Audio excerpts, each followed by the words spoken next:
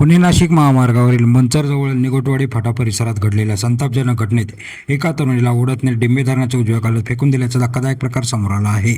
या घटनेनंतर आरोपीने स्वतःही कालव्यात उडी मारल्याचे सांगितले जाऊन पोलिसांनी त्याला ताब्यात घेतले आहे।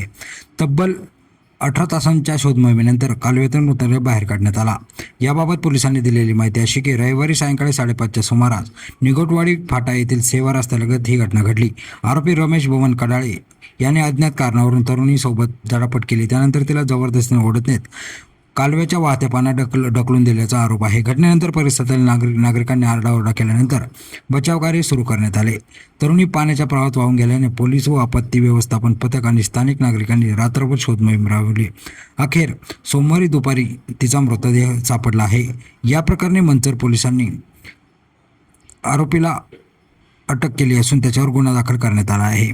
या घटनेमुळे आंबेगाव व जुन्नर तालुक्यामध्ये हळहळ आणि संतापजनक वातावरण पाहायला मिळत आहे।